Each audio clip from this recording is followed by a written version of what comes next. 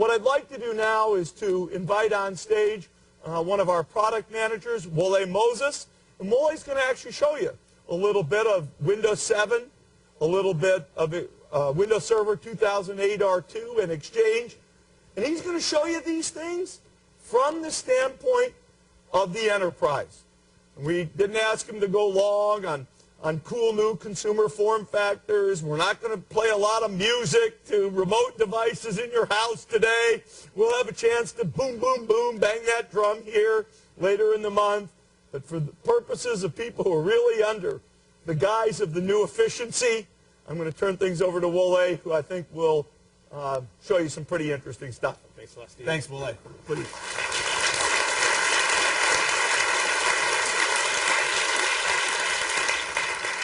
Thank you. So my name is Wole Moses, and I'm part of the Windows product management team at Microsoft. But in this demo, I'm going to play the role of a business person traveling from New York City to San Francisco to attend a very important meeting. In fact, I'll be attending my company's corporate financial earnings meeting. And in attendance will be lots of people who want to hear not only about our current financial results, but also about our plans for improving, growing, and transforming our business. Along the way, while I'm traveling, I'll be working on finalizing the financial briefing document that will be presented at the meeting. So we start off when I get to Chicago during a brief layover before my flight to San Francisco. Since I have a few minutes, I decided to go online and check my email using Outlook Web App, a new Exchange 2010 web application that, in addition to my phone and the full Outlook client, provides easy access to the rich capabilities of Exchange 2010. So when I'm in my email, I notice I have an email here from my colleague Brad, who's one of the people I've been working on this financial briefing document with. The first thing I'd like for you to notice is here. Let me zoom in. As you see, this email's been sent to me right here. This email's been sent to me in a restricted way, which basically means that I won't be able to reply to this email or forward this email to anyone other than the person who sent it to me, Brad. Now, this happened automatically because this email contains the phrase financial results, which our corporate compliance team is deemed to be potentially sensitive. So they've worked with our IT organization to implement Exchange 2010 IRM transport rules.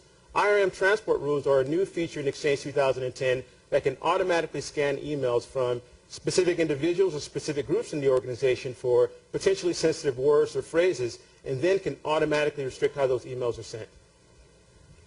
So let me take a look at this email. So in looking at this email, it looks like Brad is telling me that we forgot to include the details from our Contoso division, a small company we recently acquired.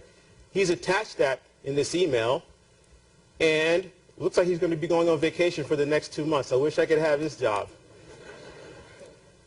But there's a problem. It looks like in his rush to start his 2-month vacation, Brad actually forgot to attach anything in his email. Now, this could be a big problem for me because my flight is about to board, but because one of the new features in Outlook Web App in Exchange 2010 is instant messaging integration, I can look for another colleague who can help me. So let me take a look here. Yes, I see my colleague Jeff, who's one of the people we've worked on this document with. Let me send him a message. Jeff, need the Contoso details. Help. Hopefully you can send this soon. My flight is leaving. There you go. That was very fast. So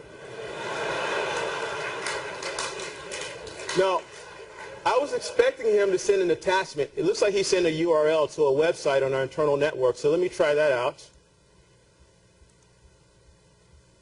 Let me paste this here. And I'll go to the site. So here's the site. And now I will download this document and save it. Now let me take a moment and explain what I've just done. Using only an internet connection, without using VPN, I've been able to connect to a site on our corporate network and download this document. This is possible through a new Windows feature called Direct Access. Direct Access is a combination of Windows 7 and Windows Server 2008 Release 2 that enables you to give your people secure and encrypted access to websites, files, and applications on your corporate network without them having to stop, wait, and establish a VPN connection. Additionally, whenever their PCs are connected to the internet, even before they've logged on, your IT department can securely connect to and manage their PCs. All right, so let me send a note of thanks to Jeff. Oh, looks like he sent me another message. So he's saying that I'm going to have an application compatibility issue with this spreadsheet. Well, it's time for me to board my flight now. I'll have to deal with that later. Okay, so now I'm aboard my flight.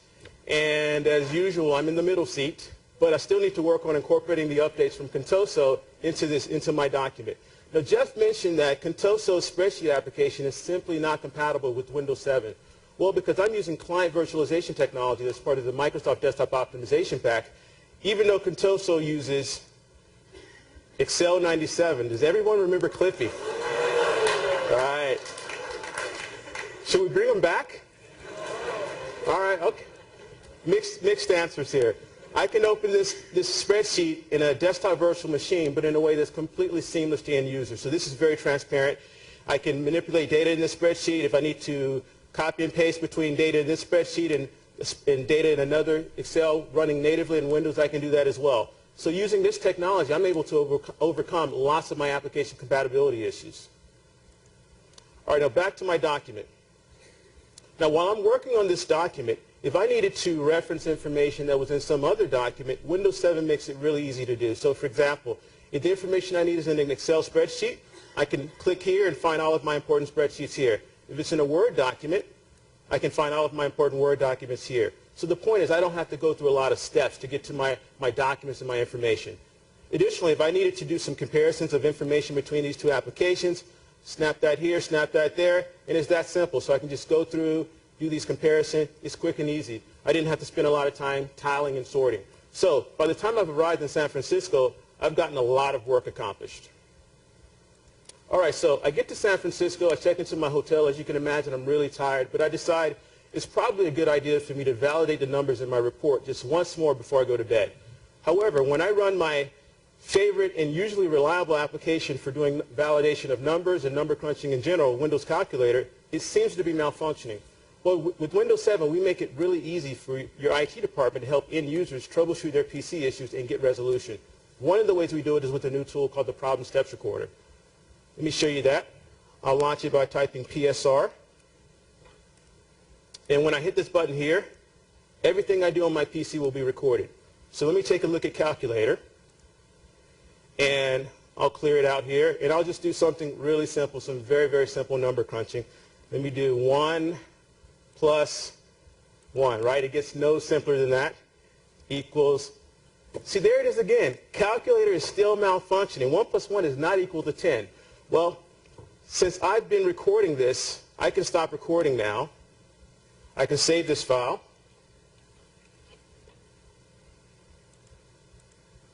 And right from here, I can email it to someone who's available to help me, potentially my help desk person. And here's what they would see when they open the file.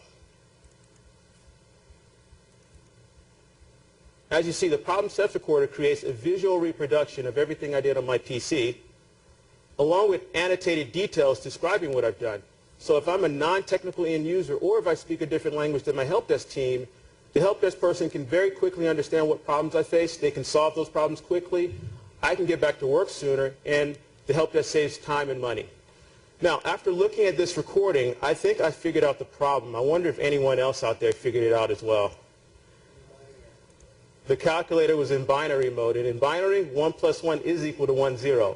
But for the purposes of this report, I better change it. We don't need any zeros in the wrong place in my financial briefing document, as I'm sure you can imagine.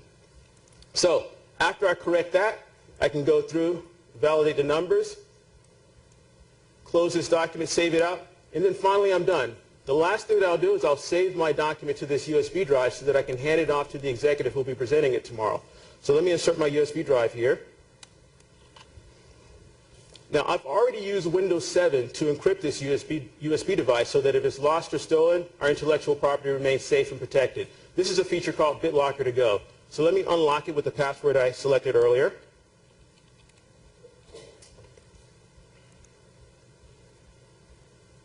So now it's open. And I'll save this document that I've been working on to this encrypted USB device. Quick and easy.